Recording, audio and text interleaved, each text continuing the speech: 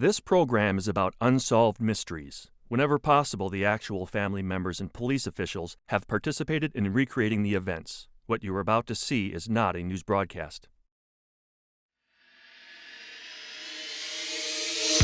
Tonight, the season premiere of Unsolved Mysteries.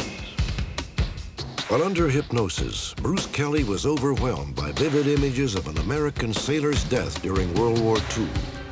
Later, he was amazed to learn that his vision of the sinking of a submarine actually took place 50 years earlier. How could Bruce Kelly relive in accurate detail events that took place before he was even born? After a killer tornado rips through Woodward, Oklahoma, the town's residents flee to a local hospital. The scene is chaos, and one of the survivors, a young girl named Joan Gay Croft, is carried off by two strangers. More than 40 years later, she is still missing. Pedro Santiago Jr. was his family's pride and joy. Popular, athletic, a good student. Then on December 12, 1990, Pedro was struck by a car in front of his house. The driver callously fled the scene, leaving Pedro to die. Join me for our dramatic season premiere. Perhaps you may be able to help solve a mystery.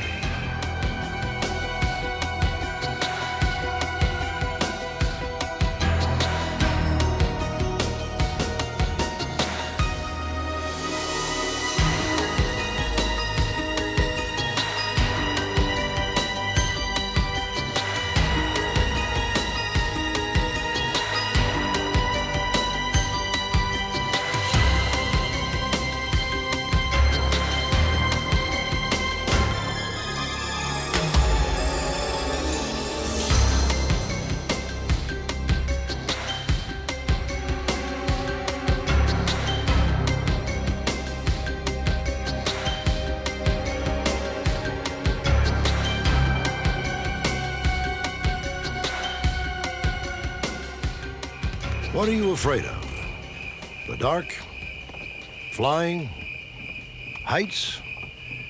Many of us harbor at least one secret irrational fear, a phobia. Sometimes when the phobia is serious enough to disrupt normal functioning, we will do almost anything to regain control of our lives. For a man named Bruce Kelly, the attempt to cure his phobias took him to places he could never have imagined.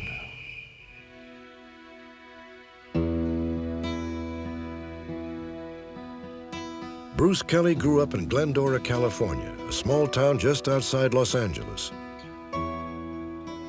Bruce was a natural athlete who went to college on a full baseball scholarship. Bruce eventually became a sales manager for a medical supply firm. He married, divorced, and as a single parent raised his only daughter. Through it all, Bruce had been plagued by overpowering phobias, a fear of flying in enclosed spaces, which he believed hampered his career, and a fear of water, which was just plain bothersome. Anytime that I got around a swimming pool, I would be afraid to even go close to the edge of the pool. I would just walk way around it. It even was to the point bad enough where I couldn't sit in a bathtub. I didn't like the feeling of water coming up around me. I'm going to count from 3 down to 1. When I get to the number 1, you're going to be deep and relaxed. Over the years, Bruce had sought help from several different medical professionals. Nothing worked. Finally, in desperation, he went to Rick Brown, a hypnotherapist who specializes in an unusual and controversial technique known as past life regression. On the number 3, you're going there now. On the next number 2, you become a part of it. On 1, you're there.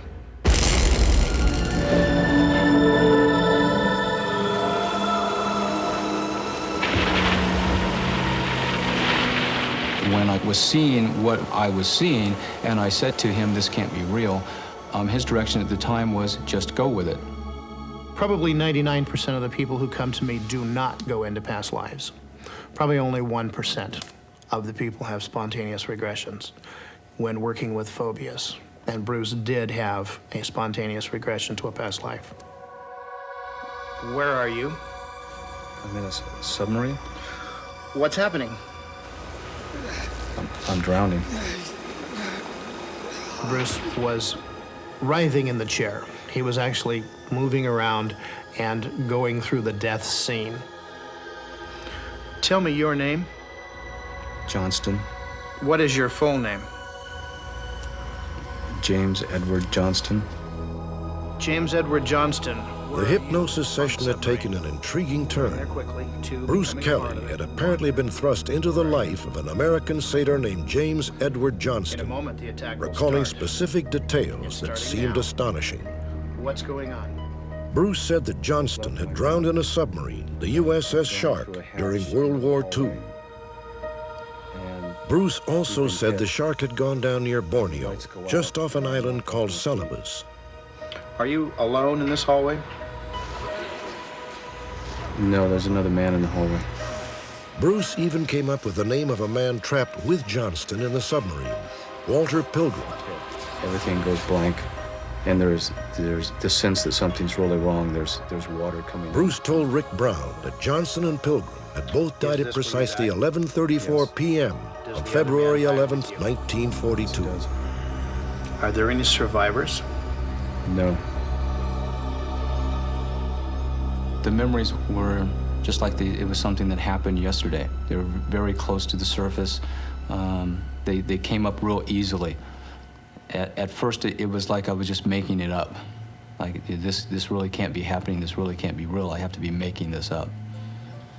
And I went to the library more to prove that it didn't happen than it did happen. The next day, armed with the names of 2 sailors, a submarine, and a date, Bruce began a crash course in World War II history.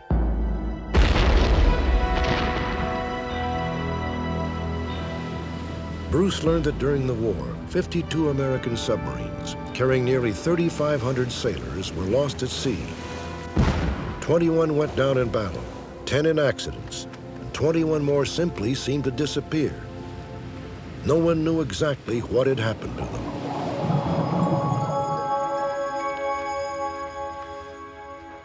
Incredibly, Bruce found that the very first American sub lost in the war was a USS Shark, the submarine Bruce had named under hypnosis. Bruce was also astounded that the Shark had disappeared near an island called Celebes. Once again, Bruce's memories proved accurate. They also had a crew roster there, and on the crew roster was James E. Johnston, which was the name that I had come up with under hypnosis. And it also gave the approximate date of loss, which was February 11th, 1942, which was also the date that I'd come up with under hypnosis. Bruce was further amazed when on the crew list he found the second name he had remembered, Walter Pilgrim, chief electrician's mate. Hairs were standing up on the back of my neck when I saw it. It was like, oh God, this is real. I was in total disbelief and total shock. And there was also an element of excitement that maybe there is something to this. Is your mother married? No. Is your mother living? No. Over the next 6 months, Bruce Kelly saw Rick Brown on average once a week. With each session, more details emerged. How old were you? Details that appeared to come from the life of James Edward Johnston. I'm going to go now to your mother's death. Is that acceptable? Yes. In time, Rick Brown began to talk to Bruce Kelly as if Bruce, in fact, were James Edward Johnston. You're there now. Are you at home or in the hospital? It's in a home. Are there many people there? Yes. Bruce saw himself as Johnston around age 12, keeping watch at the moment of his mother's death. A young cousin named Elizabeth stood with him.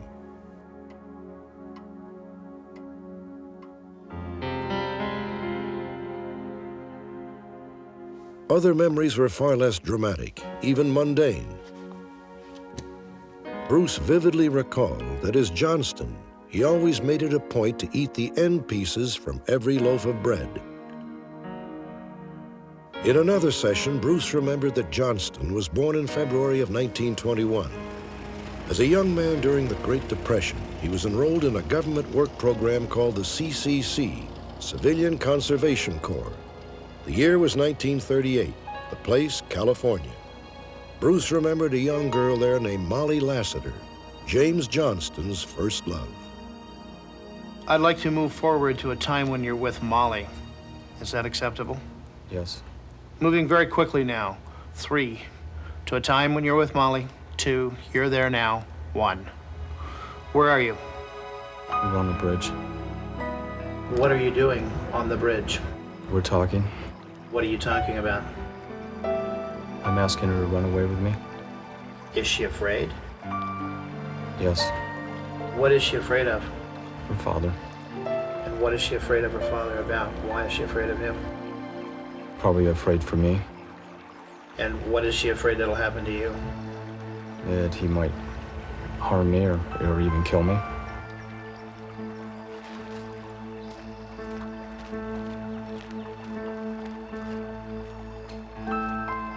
Do you ever see Molly again?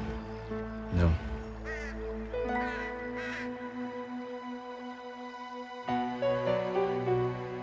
Bruce Kelly and Rick Brown began to research Johnston's life, and Bruce's memories checked out with remarkable accuracy.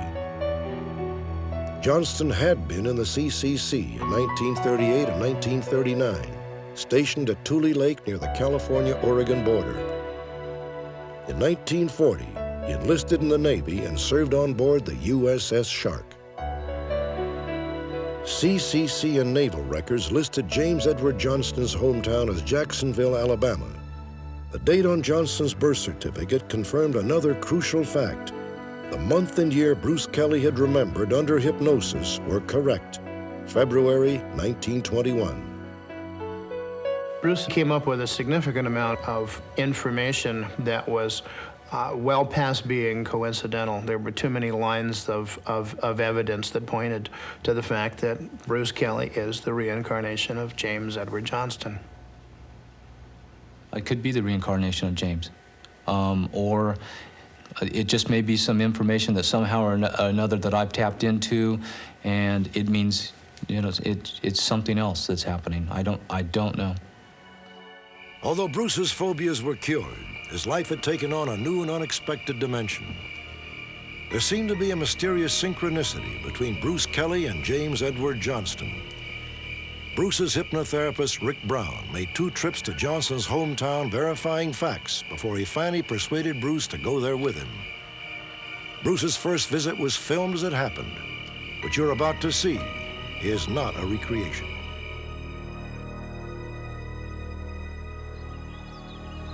On April 17, 1993, Rick Brown and Bruce Kelly arrived in the town where James Edward Johnston was born and raised, Jacksonville, Alabama.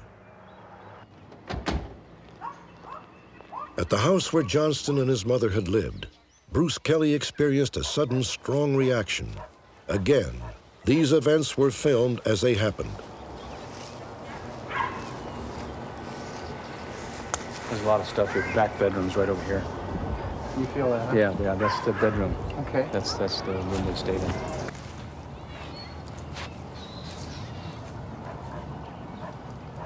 Yeah, we've been a lot of places, but this is, yeah, this is doing it, isn't it? It sure is. Yeah. So I remember you used to come in the back. There was an alley back here or a dirt road or something. Yeah? It's almost like he wasn't good enough to come in the front door.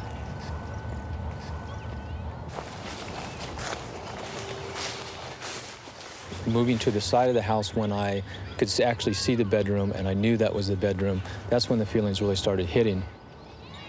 Remembering that he used to have to come in on the back street and come through the back door, the back porch. I remember that. I remember the feelings of kind of feeling like a second-class citizen. They were poor. She was unmarried. I couldn't vocalize it myself, and somebody off camera said something to the effect of, you've come home. And that's when I got real emotional, because that's exactly what it was. Is that you? you made it back down this part of the country. Afterwards, Bruce Kelly went to meet several people who remembered James Edward Johnston as a boy. One of them probably knew Johnston better than anyone else, his cousin Betty. And we've heard all about you. How are you? Betty's real name is Elizabeth, and Bruce believes she is the same Elizabeth he saw under hypnosis, the little girl who was with James Edward Johnston when his mother died.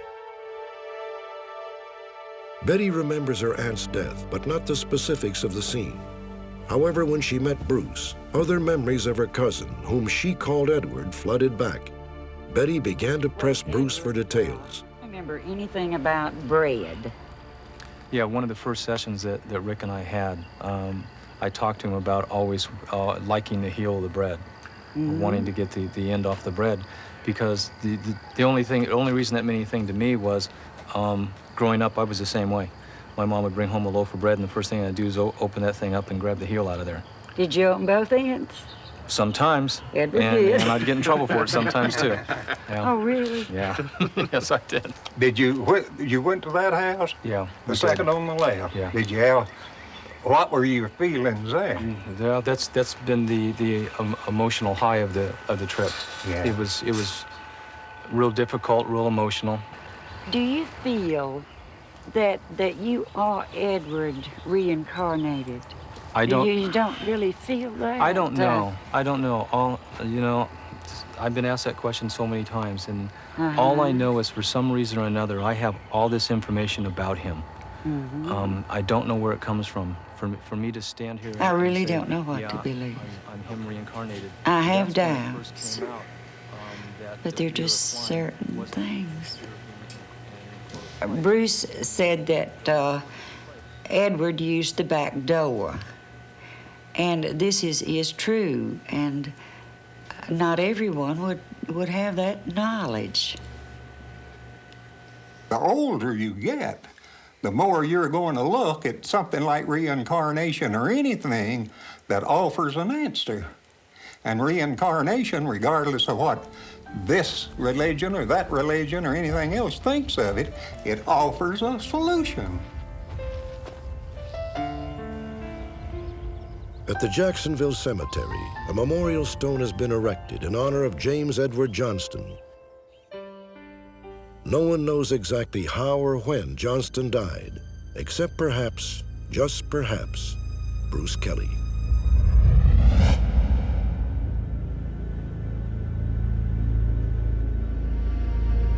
I was in my bunk when the attack happened. And everybody was heading toward their stations. I'd gotten into the first hallway when there was a depth charge.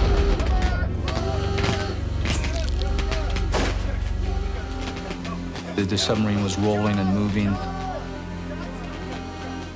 James got to his feet, and he'd gotten 5-10 feet more down the hallway when there was a second depth charge. It was obviously a direct hit.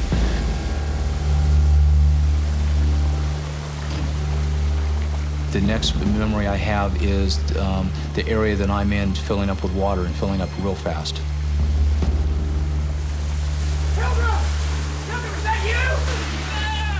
There was another man in the hallway, and he was experiencing the same thing I was, knocked off his feet a couple times, and now trapped in this hallway that was filling up with water.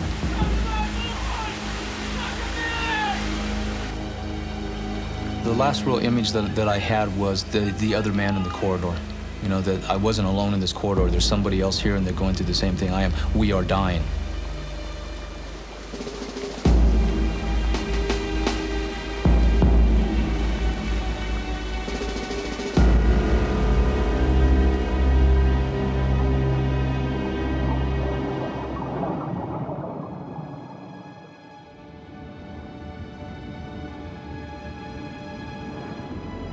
I'm probably not as afraid of death as most people in the United States are, or Western civilization are.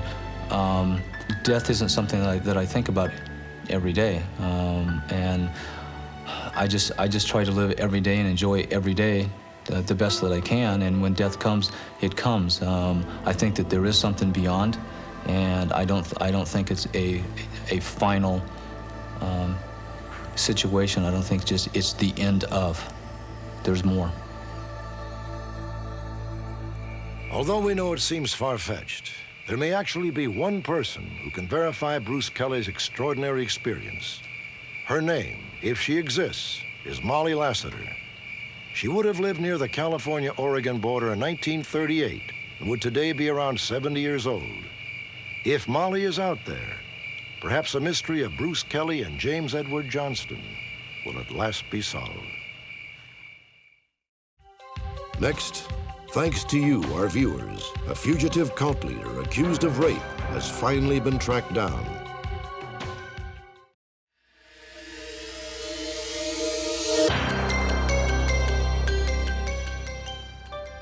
This is Julie Cooper of Kansas City, Missouri. With her is Tim Santee, the man who rescued Julie from a childhood that she says was nothing short of a living nightmare. When Julie Cooper was just 6, her parents joined a religious cult in Missouri called the Decloud family. The leader of the sect was a charismatic ex-police officer named Nelson Decloud. The Lamb. Nelson thought that he was God's son. Not really that he was Jesus Christ, but that he was one of God's sons and that he couldn't do any wrong. Okay, now I want you to stay out here for a little while. Julie says that by the time she was 10, Decloud was demanding to have sex with her. Julie, is what God wants you to do. You understand me? Yes. According to Julie, she initially refused, but eventually the pressure became so great that she gave in. Do you know how old? And he says, well, are you ready now? And of course, you know, after all that had happened, I just said, yes, you know.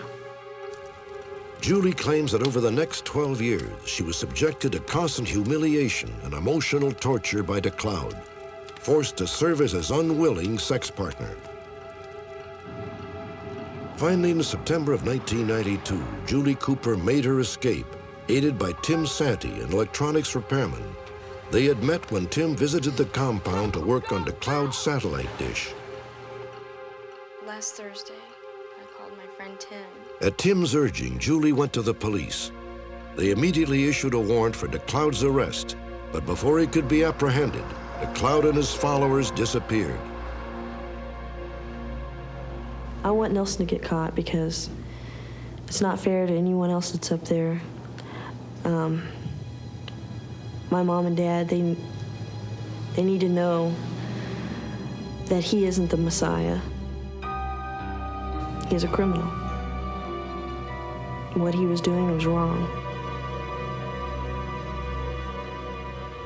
After our broadcast, several viewers from San Angelo, Texas, a small town 500 miles from Decloud's old headquarters in Missouri, called to say they had seen Decloud's wife in the area.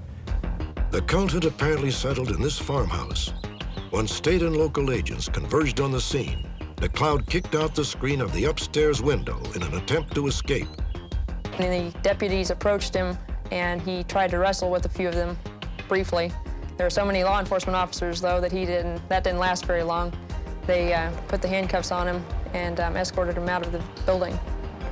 Nelson Decloud was booked at the local county jail and later extradited to Liberty, Missouri to stand trial on 4 criminal counts, including forcible rape and sodomy. Since the arrest of Nelson Decloud, other former members of the group have come forward wanting to testify about things they witnessed when they were members of the group.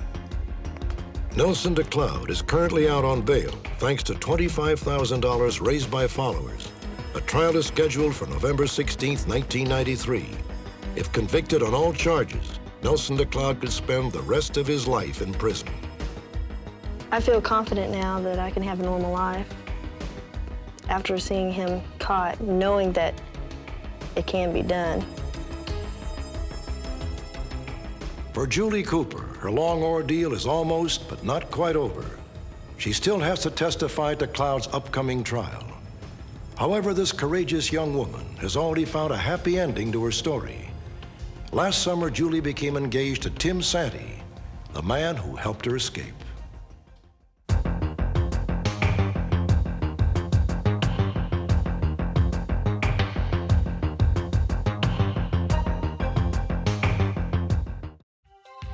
Next, Perhaps you can help find a hit-and-run driver whose victim was an 11-year-old boy.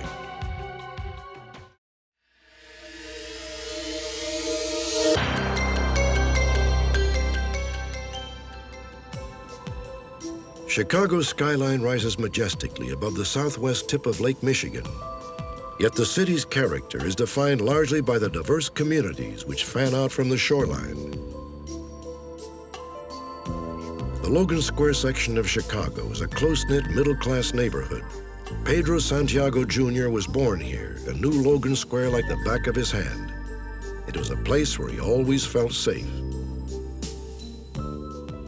Pedro, a fifth grader, was popular with his peers, a good student and a talented athlete. By the time he was 11 years old, he had already earned a black belt in karate. Hi, Mom. Just calling to let you know that I'm home. Oh, good. How did school go today? On December 12, 1990, Pedro came straight home from school and called his mother at work to fill her in on his plans for the afternoon. When I'm done with my homework, can I go over to Eric's and show him the ball blaster? Pedro left his house just after 3 p.m.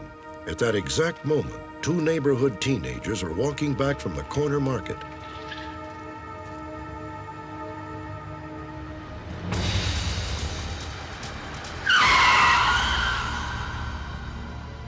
I never seen anything like that happen, so I couldn't believe that it happened, and I started walking towards the car. And as I seen that it was real, I started running towards the car. The driver, he got out of his car, he started cursing, he started hitting his car. I guess he was upset with himself for doing it. Pedro was, he was trying to talk, You heard him. but my friend was telling him, not to waste his energy. Rick, I'm gonna call an ambulance. Don't let him leave. Seconds later, the man jumped into his black Oldsmobile and took off. When I was on the phone talking to the man from the fire station, I seen him pass right by me.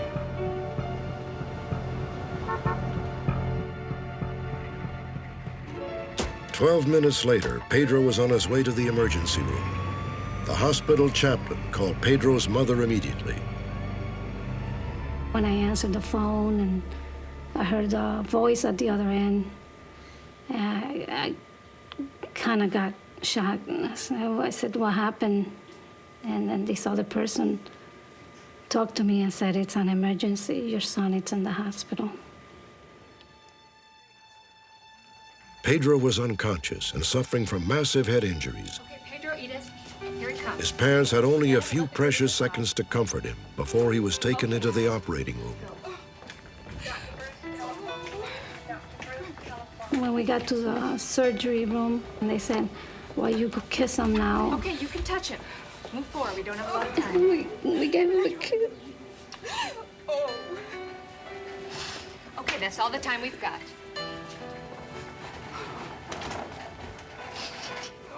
And then they took him in. They said surgery would be about an hour and a half or 2 hours. Then we went in the waiting room. And we kept on waiting and waiting.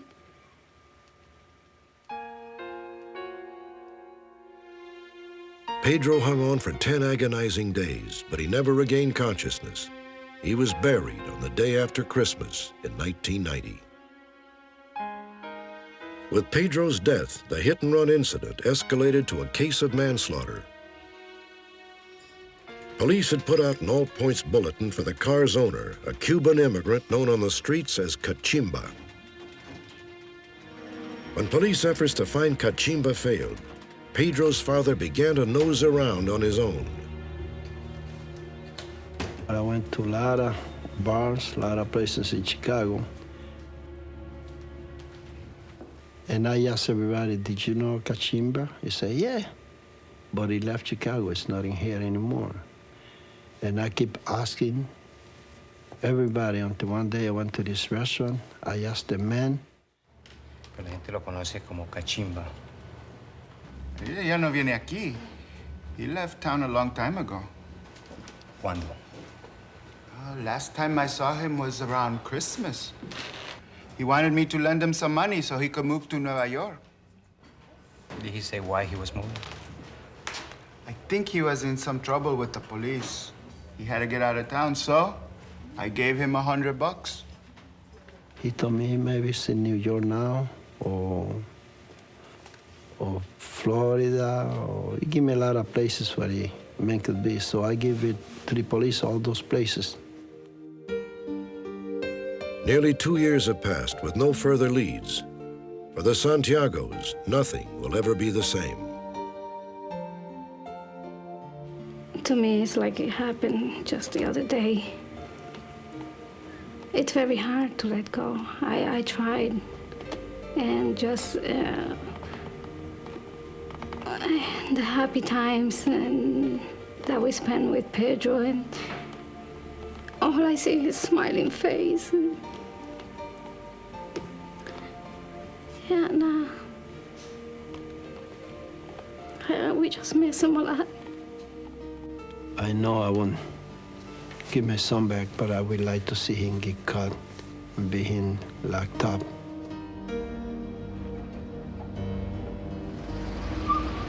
Cachimba's real name is Gerardo Gonzalez. He has not been charged with any crime. However, police would like to question him. Cachimba is Cuban, stands 5 feet 8 inches tall, and weighs around 160 pounds. He may be living in New York, Florida, Michigan, or Illinois. When we return, a 4-year-old girl survives a devastating tornado and then mysteriously disappears.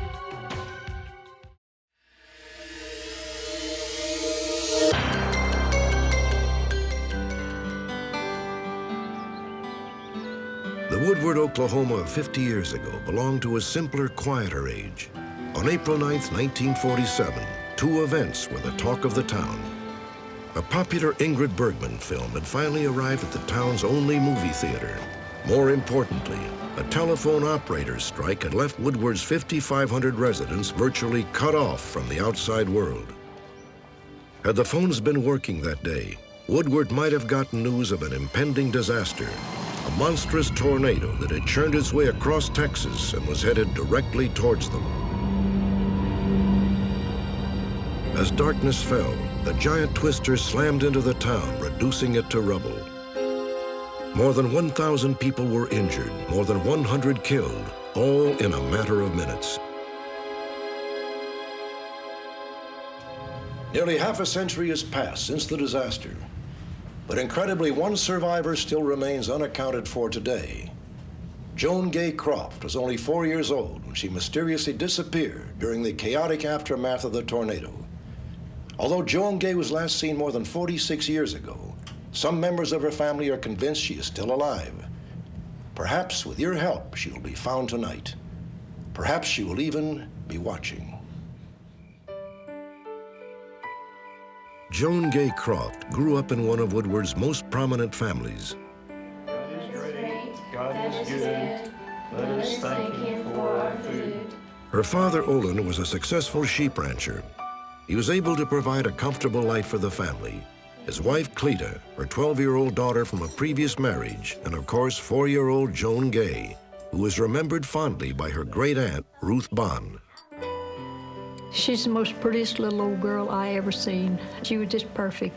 Her little teeth was white as pearls, and she was real bashful. When someone had come in, well, she'd get hold of her mother's dress tail and kind of hide around behind her. She was a mama's girl. There's such a difference in their age group. I was concerned about that. April 9th, 1947 had dawned ominously with the sky tinted a reddish cast. That afternoon, Ruth Bond was visiting her sister when the day suddenly grew dark and threatening. Bertha, do you feel that? I looked up, and it was just so still that it was really odd. It's been so windy all day, and it's really calm out. The sky's an odd color. There wasn't no noise, any kind. The birds wasn't singing. It was just quiet.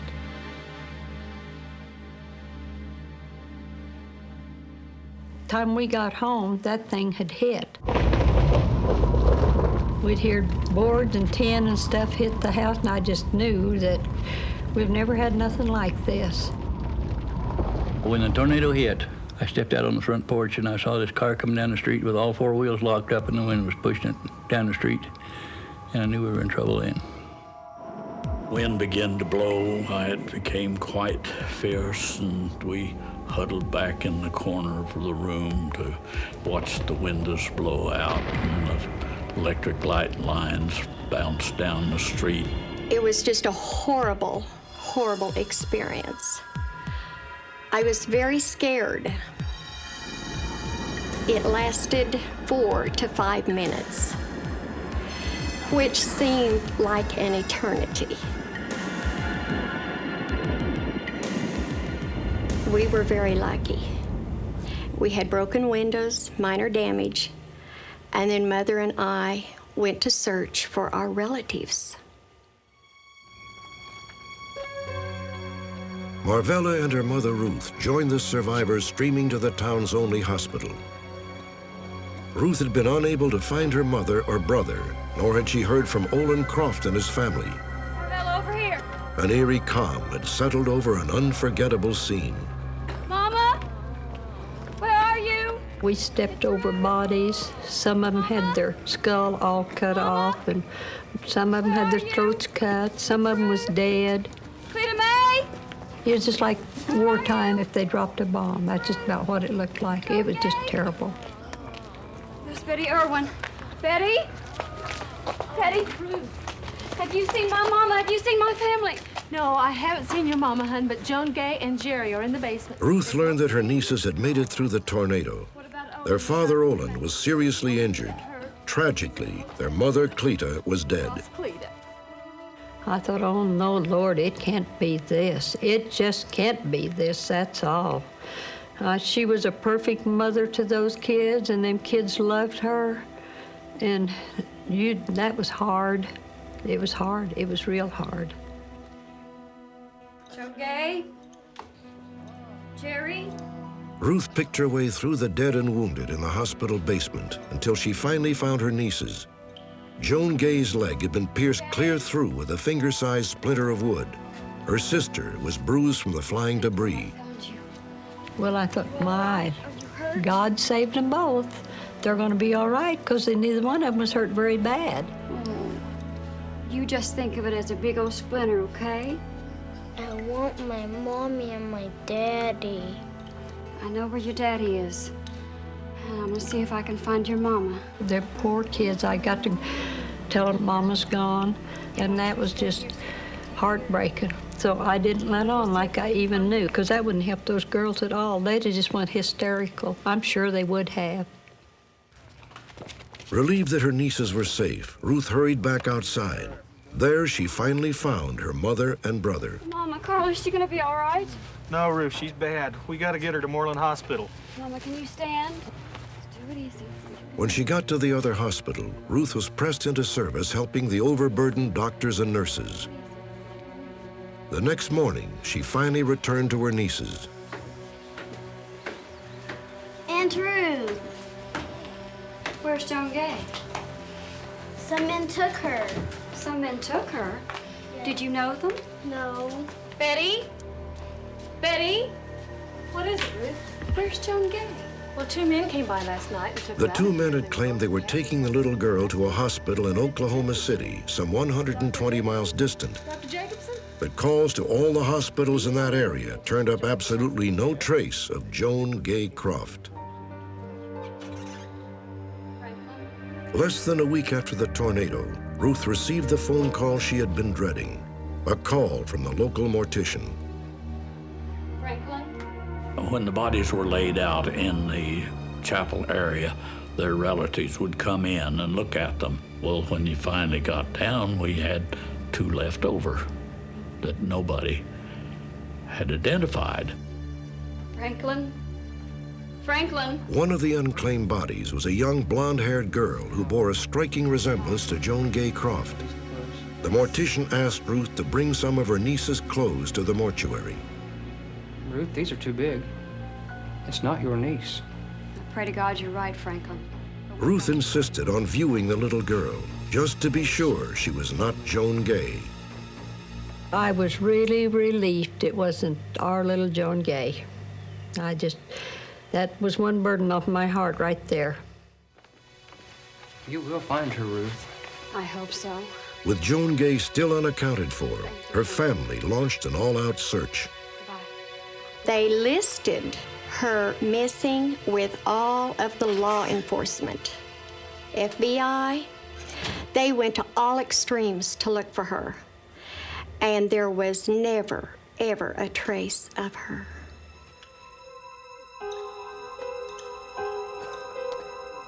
After nearly 50 years, the identity of the two men who carried off Joan Gay is a source of lingering speculation.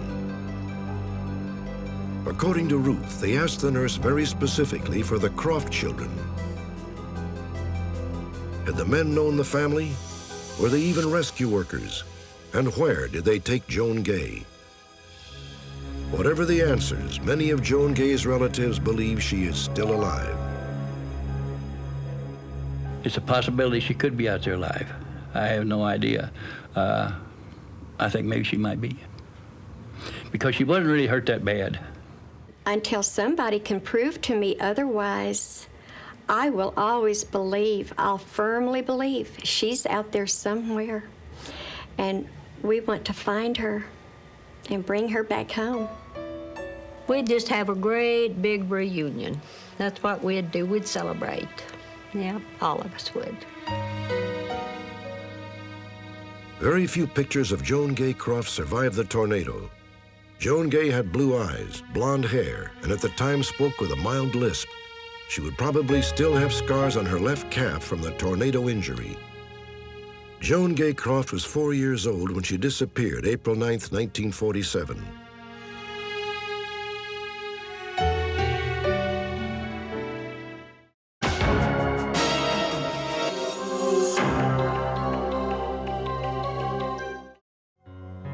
On our next Unsolved Mysteries, in Australia, a panicky young pilot radios that he's being tailed by a bizarre light source. Seconds later, the pilot and his plane literally vanished from the sky. Some believe it was a close encounter of the most sinister kind. Also, the curious saga of a convicted bank robber who refuses to tell authorities his real name. The more we kept digging into this gentleman's background, the more mystery surrounded him. Everyone that surrounded him eventually disappeared. Perhaps someone watching will know his identity and what, if anything, he is trying to conceal. Join me next time for another fascinating edition of Unsolved Mysteries.